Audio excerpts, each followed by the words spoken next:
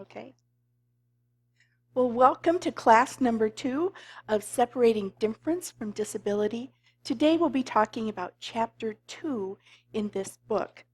If you are a psychologist taking this class, I encourage you to be reading 2 chapters per class. So hopefully you've read up through chapter 4 for this week.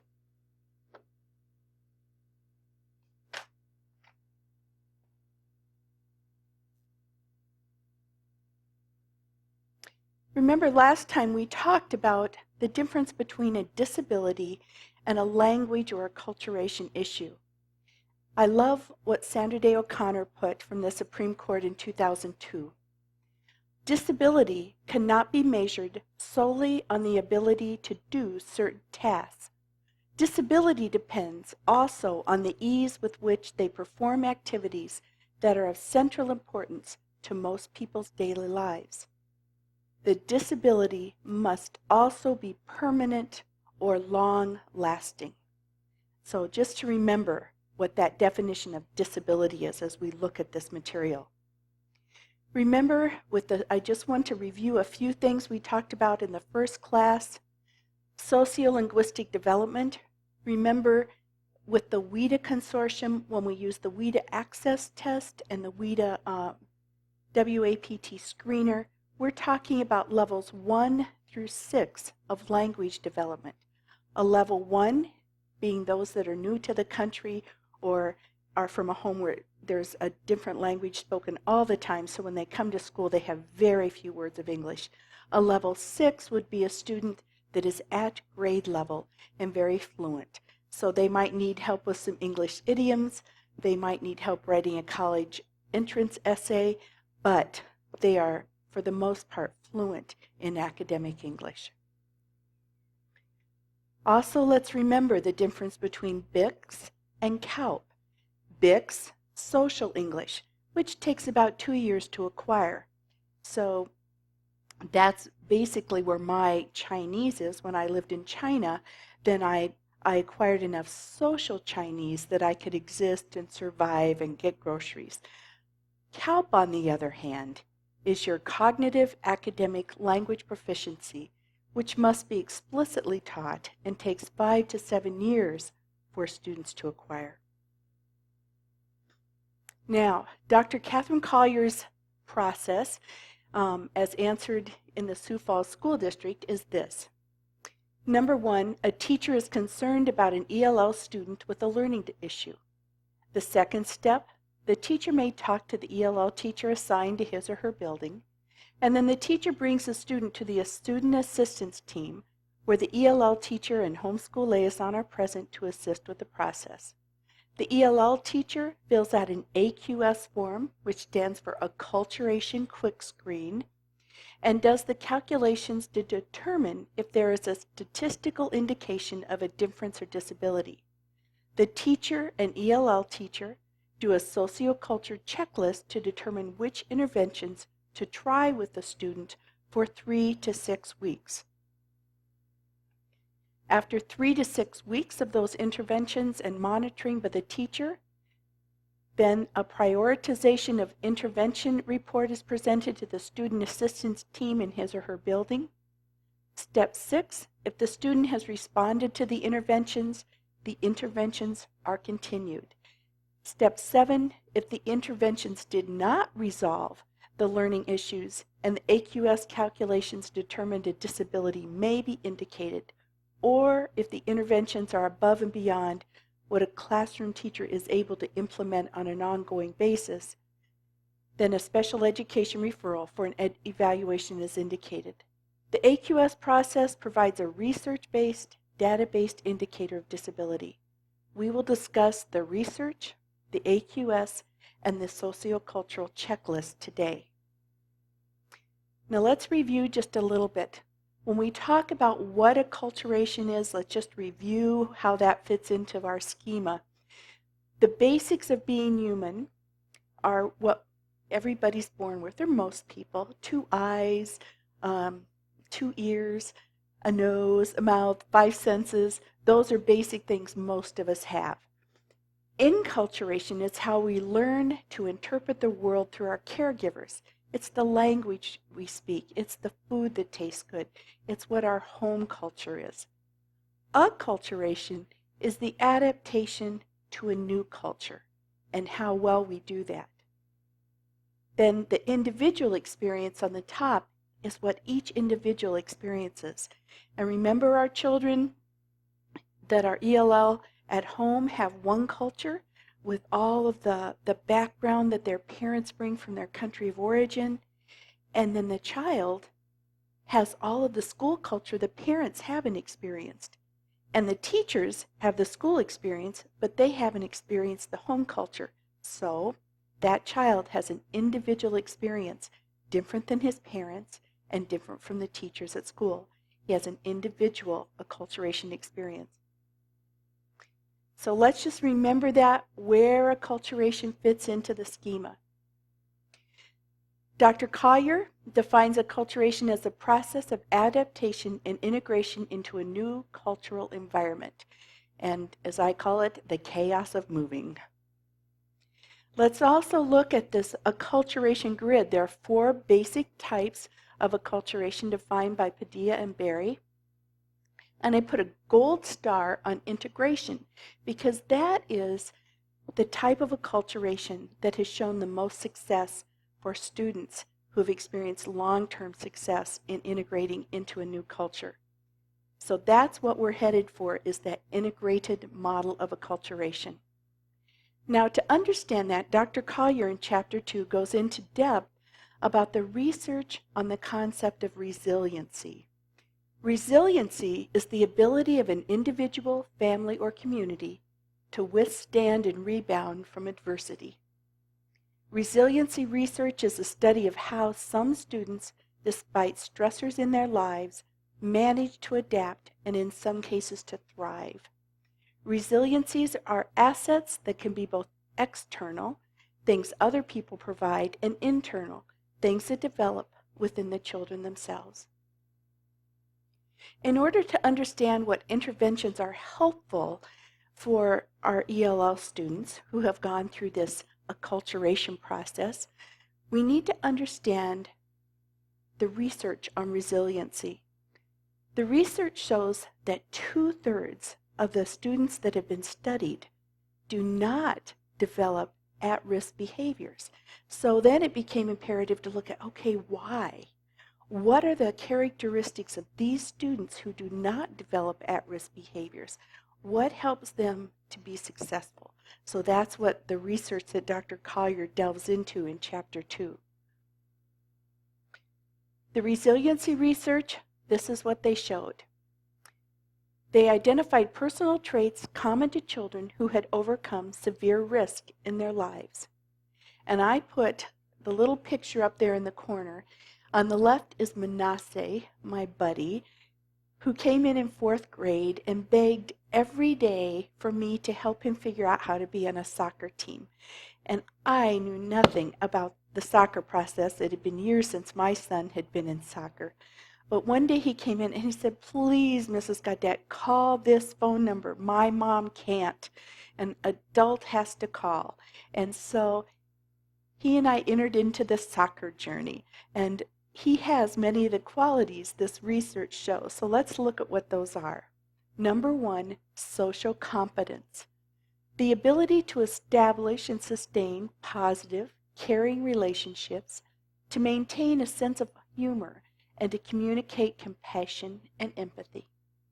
Resourcefulness. The ability to critically, creatively, and reflectively make decisions to seek help from others, and to recognize alternative ways to solve problems and solve conflicts. Manasseh has both of those. His social competence included a winning smile, a lovely personality, and his resourcefulness included his persistence in figuring out how to get Mrs. Gaudette to help him solve his soccer dilemma. Autonomy, the ability to act independently and exert some control over others engaged in risky or dysfunctional behaviors. And sense of purpose, the ability to foresee a bright future for oneself, to be optimistic and aspire to educational and personal achievement. Now, about that autonomy, I have to tell you another characteristic of my friend Manasseh. One day, we were working in a small group, and one of the students came to the small group just in a foul mood, just not respectful, not ready to learn, just having a rough day. And so I said to him, I said, I understand you're having a rough day. We've got so much to do today. Why don't you return to what you were working on? And then tomorrow, if you're ready to work and be engaged, then come join us. I wanted to give him a choice because, oh my goodness, I knew that was going to not work that day. And so Manasseh said, Miss Gaudette, I got this. And he took him by the shoulder and he led him outside the door, sat down with him and talked with him. And within a few minutes, that student came in and apologized. He said, oh, I'm sorry, Mrs. Gaudette. I'm ready to learn. Now, Manasseh had made the decision. It was better to learn, and he was able to influence that other student to get with it. It was just amazing to watch. Now, his sense of purpose, the first year I had him as a student, he was so confused in his sense of purpose. He had been born in a refugee camp in Eritrea, in Ethiopia. His mom was from Eritrea, in very, very harsh circumstances. They had moved to the States when he was about 4. So he had started kindergarten in the Sioux Falls School District. But when I look back at his enrollment record, he had been in a different school every year until 3rd grade. And when he came to the school I was teaching in 3rd grade, his teacher called him, he said he's like a little gangster. He's like a gang wannabe. He came in and he just sat and he didn't work and he was disengaged and he was just discouraged. And so the teachers were just having fits with him. He wouldn't do anything. He just sat there. And so knowing Dr. Collier's research on the importance of relationship and interactions, I took Manasseh under my wing, and it was just fun to build a relationship with him and to care about him and to get to know him better. And so that year was a year of getting to know him and walking with him and making sure he had food in the morning when he was hungry, and making sure if he didn't have any clean clothes, I'd pull out a clean sweatshirt out of my locker so that he had something clean to wear.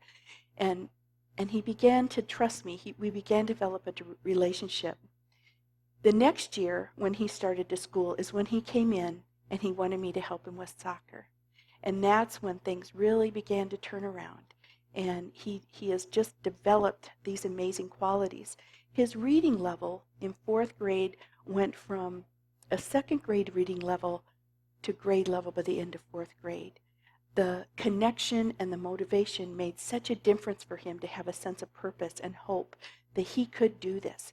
And he could make choices different than some of the other students in his cultural group. It was just wonderful to see. Resiliency, as we look at this, the difference between the two sets of students, resilient students had a more positive perception of their teachers, their classroom environment, and their own reading ability. 2, resilient students are more likely to speak their home language outside the classroom. 3, resilient students tended to use stronger learning strategies for reading, such as telling a story in their own words or outlining the main points. The study suggested that a student's educational resiliency can be upgraded by instructional strategies that help foster close relationships, build social and academic competencies, value diversity, and provide other necessary support. The application from Dr. Collier. Though some individuals have genetic tendencies such as cheerful temperament and may contribute to their resiliency, most of the characteristics associated with resiliency can be learned and supported. All of this research confirms that the more we communicate our genuine concern for the safety, well-being, and academic personal success of our students, the more likely we are to succeed in meeting their needs. This is true of all students, regardless of their background. And this is really what we saw. This is just one example of one student, but it's consistent with students. When they know that we care, it helps them feel safe, and it changes something inside of them that engages them. Fostering resiliency. Let's continue to look at the research. To foster resiliency and hope, the research shows that we need to provide unconditional positive regard in a safe and caring environment. Always empower, never disempower. In other words, be assertive in addressing inappropriate student conduct. However, avoid any controlling method that might resemble the behaviors of perpetrators of violence. So as you look at this picture, now this is the first soccer season. Manasseh used his resourcefulness to get me to help him get on a team. Well, then by the second soccer season, he had two other friends that wanted to join the team, his cousin and another boy who was born in Eritrea. And so this is the end of that second soccer season, and it was just marvelous to see. Those students did not lose one game, and they won some of their games 16-1. They were relentless in their soccer pursuits. None of those little boys that were born in Eritrea have a video game to their name. Most of them sleep on the floor with a comforter and a blanket. They have very little, but they love soccer. They eat and breathe soccer. So it was just so fun to see the relationships and the way that impacted their school performance. So number 3, set up situations for students who have built some resiliency to help themselves by helping others. And that's very much what Manasseh did. He had some other friends come that wanted to play soccer, and that we could incorporate and involve their families in that whole process. It is so important. Dr. J.C. Chambers, a psychologist who worked with us when we were trying to integrate some of the families who come from more violent situations, he said, it's so important to remember when we look at number 2, that to empower students when they're out of control, they need an adult who's in control. And just to, no matter how frustrating they get or how crazy the situations, when we can let them know calmly that they're safe and what their choices are, it doesn't mean we tolerate inappropriate behavior for a minute, but they have to know that we care and that we're in charge and that we care about them no matter what. And even though they may make wrong choices, we have to be firm in setting those guidelines so that they feel safe and the consequences are predictable. Number 4, maintain high expectation, reasonable limits, and consistent routines. Limits are most appropriate when they're immediate, related, age-appropriate, proportional, and delivered in a calm and respectful voice. And that's very consistent with what Dr. Chambers encouraged us to do. It is important that students with the lower the English level, then the more routine they need. Things need to be anticipated and predictable. They may not understand everything you're saying, but if the routines are predictable, then they feel safe. They know what's next. They know what they can do to be successful, and that helps them to be calmer. It is important when we respond to things. Remember last time we talked about that locus of control, and we talked about attachment theory, where some of our students are confused. They may not understand cause and effect. So it's important when we set limits that there are immediate consequences. There are some of the students who are so new and their English is so low, I actually use goldfish crackers in class. When they're doing things that are right, I give them a goldfish cracker. When they're not, they don't get one. And we do a very immediate sensory response so they know, yes, I'm on the right track. Yes, I'm on the right track. No, I'm not. And it just helps them to understand cause and effect. You do it in a calm manner. When you do this, you're rewarded. When you're not, it's withheld. And they begin to understand cause and effect in American culture. Number 5, increase connections with any pro-social person. So just the more relationships they have, the more caring people. One of the things that was really fun with the soccer as it kept going, Manasseh's classroom teacher started coming to the games. And then Hassan's classroom teacher came to a game. And just fun to see how those relationships blossomed and how that encouraged their academic skills because of that social connection. Number 6, focus on both the effective and affective, requiring instructors to embed instruction with compassionate qualities of the heart, such as courage, commitment, belief, and intuitive understanding. And that's so much what I saw in the classroom teacher I was working with when we saw this huge turnaround with Manasseh. She came to the soccer game. She cared about him. She allowed him to come talk to me at the end of the day when he had questions. And we had a wonderful relationship where he was starting to feel nurtured and safe and cared for. And the turnaround was just amazing. Remember the common side effects of acculturation we talked about last time. Heightened anxiety, confusion in that locus of control, not knowing cause and effect. That's one thing I think as Americans, we understand cause and effect. We feel like everybody knows that. But there are some students coming from an entirely different culture at home that do not get that. They do not understand the reason you withheld something was because of their own behavior. They might just think you're being mean because they haven't made that connection. We have to really work with them to help them understand cause and effect. When you do this, this happens. When you do this, this happens. They don't automatically have that connection. Withdrawal, silence, unresponsiveness. One teacher was determined a kindergarten child she has was defiant because she wouldn't talk to her. The girl knew hardly any English, but her parents had put her in a non-ELL center-based school. And so that teacher had never worked with an ELL student before. The girl knew hardly any English. She was not being defiant. She was in a silent period where she was just trying to figure things out. But the teacher was so hostile because she felt the girl was being defiant by not being responsive. So that's one of those things to understand, that silence and unresponsiveness can be a part of their acculturation process. Response fatigue, we talked about Friday afternoons when the kids are just done. Code switching, going back and forth in both languages. Distractibility, resistance to change, especially in transitions. Disorientation, and stress-related behaviors. And just different assumptions about how to live life and solve problems. So those are common side effects of the acculturation process. Manasseh's discouragement when he came to a new school in 3rd grade was like, how can I start in a new school again? And I don't know anybody here.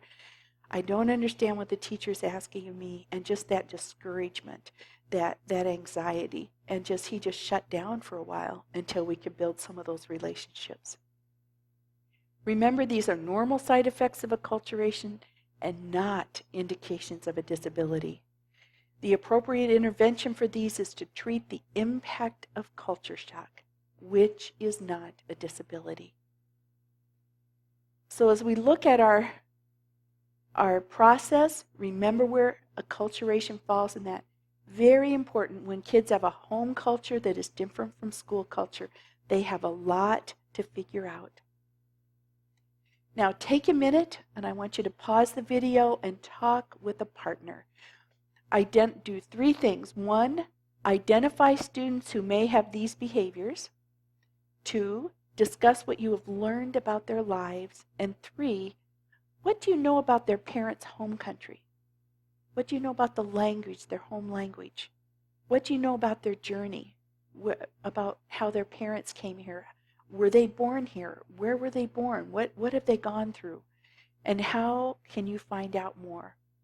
And then just talk a little bit about why this knowledge is important. Take a few minutes and talk about that, and then we'll come back. Hopefully, you've had some rich conversations and you've shared some of the key details about students that you know, that you're frustrated with, or you know have concerns, and you've figured out maybe how you can get to know them a little bit better in their story. Now, as we go on, I want to refresh you with the process, with the Collier process. The ELL teacher, the classroom teacher, or SAT team calls on needs to know the Collier AQS process to assess if the problem could be a language or a sociocultural problem or a disability. The school district is responsible to make the information for the AQS process readily available to the ELL teachers responsible for filling out the AQS. One AQS is filled out for every student when they first arrive in the district. A second AQS is filled out when the when there's a question of a disability. This is what the AQS process looks like, the AQS form, and you have one there that you will be looking at, and we'll talk a little bit about how to fill the initial AQS out. We fill this out the first year a student is in the district and just have it in their ELL file in their CUME folder, and you will be doing this today and looking at where those things are in West Fargo. The information in Sioux Falls that's needed for this is found in the orange folder in the student's CUME folder. We're going to go through it, and as we go through it, as I go through what we fill out, think about where you would find this information in West Fargo. Okay, at the top, the student name, date of birth, home language, start date in the school district. You need, where will you find that information? For us, we can find that in that CUME folder in the ELL file. Line 1, number of years in the U.S. We find this information on our ELL registration form.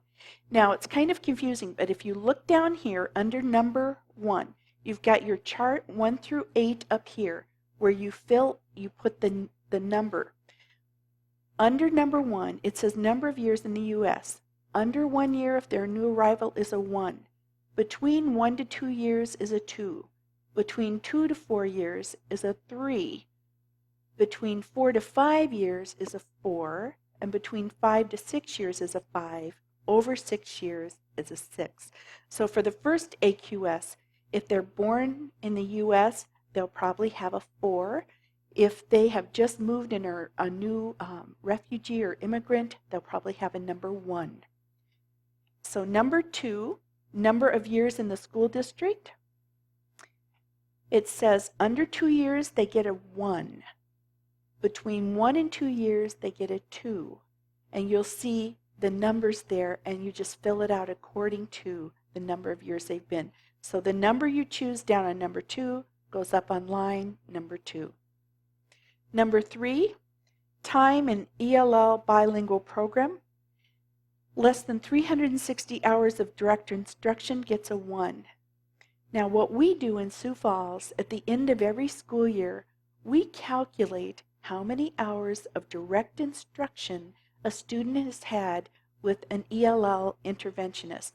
So if they're at our newcomer center, then they're getting an entire day at a time. But then if they're in one of our sites where we have an ELL center base, they are getting the services of an ELL teacher who's co-teaching with the classroom teacher 15 minutes, 30 minutes, an hour a day, depending on the school and the availability of ELL teachers. So we calculate the number of hours, and then based on this, we put that number up here. Number 4, home language proficiency. It says does not speak language pre-production. Now this is talking about their home language. Early production to low speech emergence to intermediate fluency, and that's where we put most of our kids. We give most of our kids a 3 because most of them can communicate with their parents. A 4 is intermediate fluency with some academic fluency. We would only give them a 4 if they had attended school in their home country and began to develop intentional, explicit instruction in academics. If they have not attended school in their home language, then probably the highest they could get is a 3 if they're communicating with their parents. And then that number, many of ours get a 3. We put that from line 5 up on line 5 there, a 3. Number 6, bilingual proficiency. This is a guess. You get this information if you have a homeschool liaison, when you speak with the family, when you can look at the registration form. But bilingual proficiency means, number 1, is they're essentially monolingual. They may only speak Kunama. 2, primarily one, some social in the other. So they may come to school, they may have been in early childhood, so they primarily speak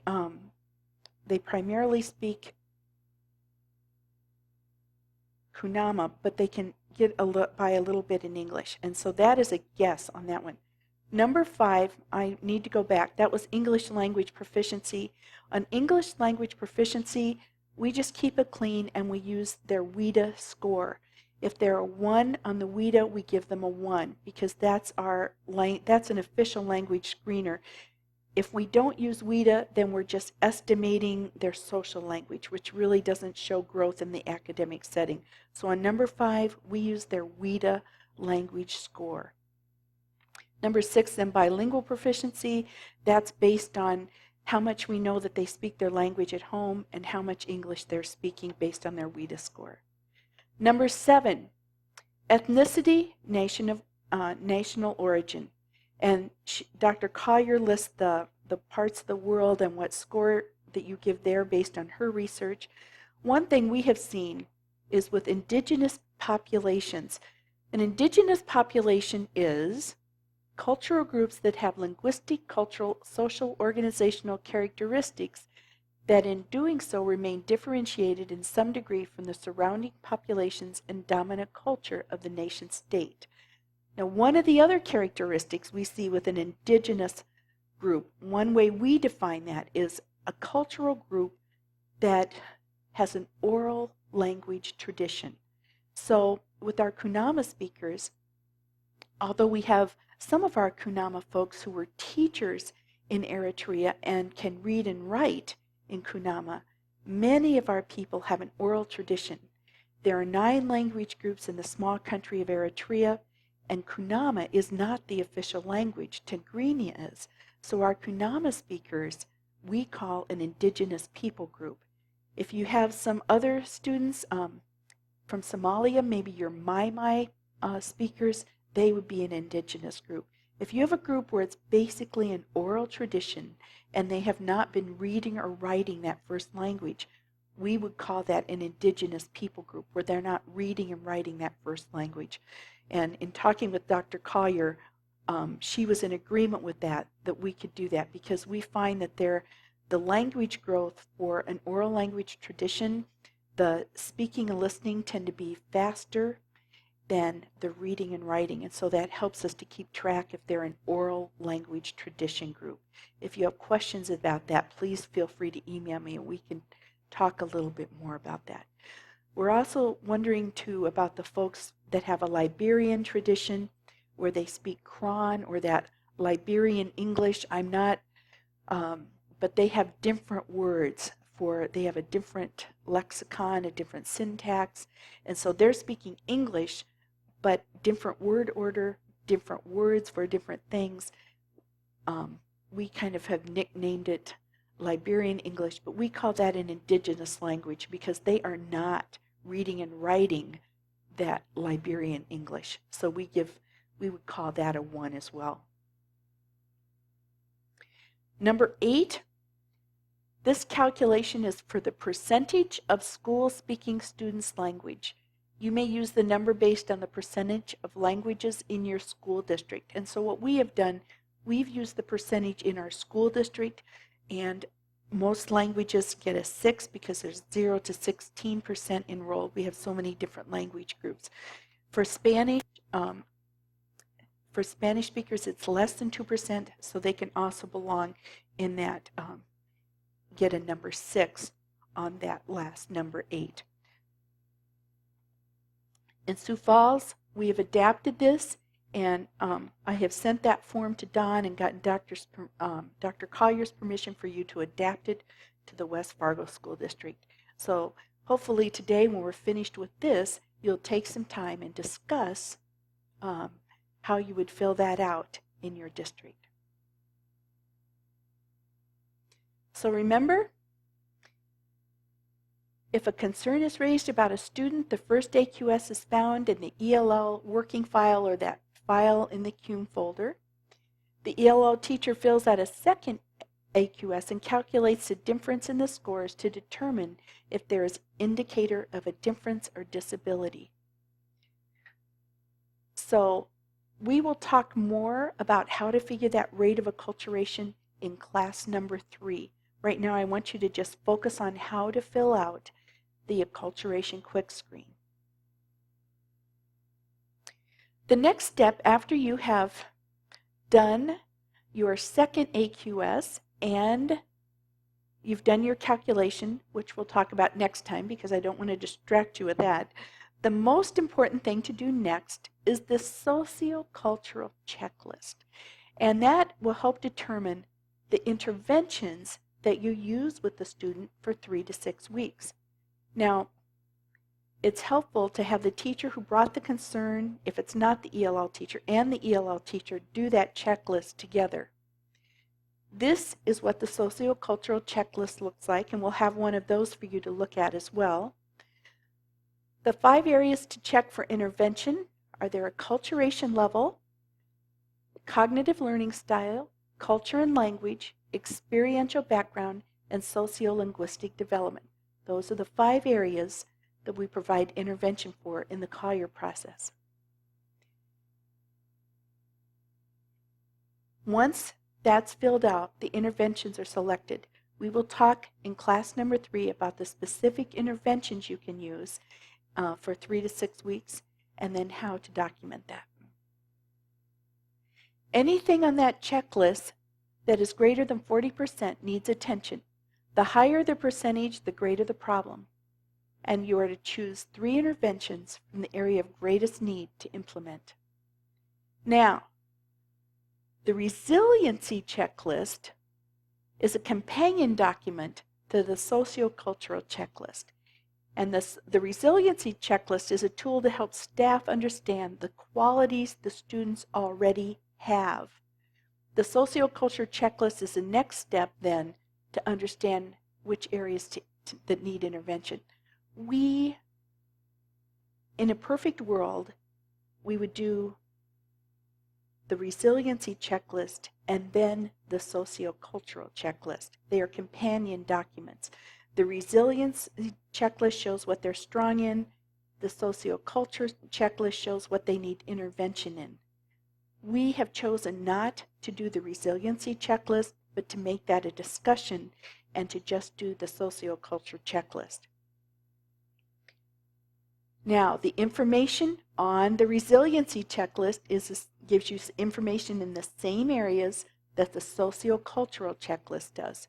Acculturation, cognitive learning style, culture and language, experiential background, and social linguistic development. Let's dig a little deeper and look at what each of those categories mean.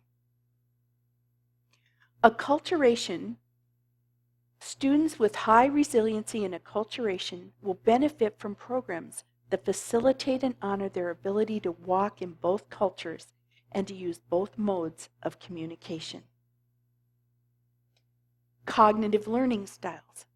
Students with high resiliency and cognitive learning styles will benefit from classroom strategies that build upon their strengths and teachers who modify their teaching styles to accommodate diverse cognitive learning styles within their classroom.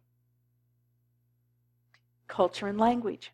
Students with high resiliency in culture and language would benefit from programs that value and honor students' culture and language, and that use instructional strategies that facilitate sharing this knowledge and transferring, integrating skills from the home language and culture to the new language and culture. Experiential background. Students with high resiliency and experiential background will benefit from techniques and strategies that build on their prior experiences and facilitate making connections and associations between the known and the unknown. So in SIOP, in that teaching, in that structured teaching mode for ELLs, we would say building their background knowledge. 5, sociolinguistic development. Students with high resiliency and sociolinguistic development will benefit from approaches that focus on language transfer and relationship between communication forms from the first and second languages. One of our teachers at the Immersion Center at middle school was completely bilingual. She had grown up in a Spanish-speaking home. She was completely fluent in English. And when she worked with newcomers, although we have over 70 languages in the school district here, when she was teaching science, she would always have them each week write their vocab words in English, write a definition, but then she would always make them look up that language in their home, that word in their home language, talk to their parents, do whatever they had to, and find out what that word was so they were making that connection. And then they would draw a picture of it, and then she would work with them to come up with a gesture the whole class would do for that word.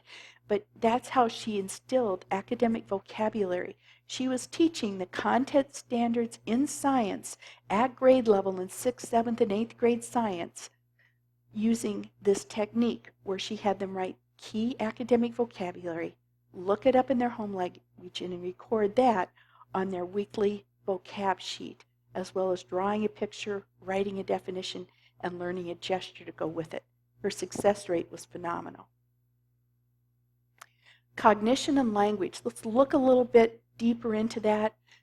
Collier, her application from Vygotsky and Cummins, and her research is just fascinating as you read through chapter 2. The instruction in the classroom needs to be consistent. It needs to consist of genuine dialogue between student and teacher. There needs to be a relationship. The importance of using the home language or dialect within structured classroom activities has been documented to provide these benefits: building positive self-esteem, self-concept, and identification, providing a foundation for learning, supporting survival skills, strengthen resiliency, and supporting family ties. It is so important that we help our students understand that their home language is of great value. We don't want them to be ashamed of that home language. We want them to value it. And when we allow students to work together with a partner to discuss a concept in home language, it strengthens all of those things. Her research goes on to show that a foreign language is both acquired and learned explicitly. ELL students may bring assumptions about certain aspects of language used from their first language, such as loudness, intonation, or turn-taking, that may not be the same as English. They may be right in your face. That may be their comfort zone, where ours might want a little bit more space. The whole thing about a foreign language is acquired and learned. You know, when I was in college, which was a long time ago, they didn't really understand Krashen's theory of language acquisition, and so everything was taught explicitly. And it was just laborious to learn a different language. By the time I went to China, I understood that language is acquired, and as you learn and as you listen, as you interact, you can pick it up and you can learn it explicitly. I learned Chinese much faster in that context than I had learned a foreign language in college. So it's important to understand that just by using language and being in that environment, we have this amazing innate ability to pick up language. And then as we learn things explicitly, we can transfer it from our first language to that second language.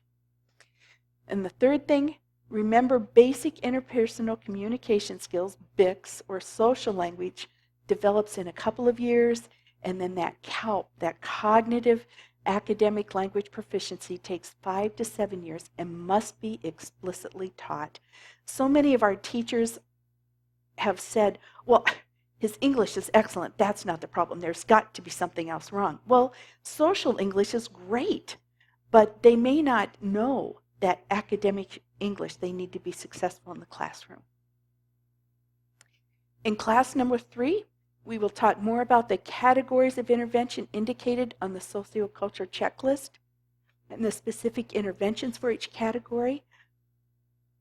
We will also discuss how to document your intervention and monitor it, as well as how the Collier process fits into the RTI process. And we'll work on that rate of acculturation as well. So make sure for next time you read chapter 3. And if you're a psychologist taking this class, go ahead and read chapters 5 and 6 that are a companion to this. We'll see you next time. Thank you.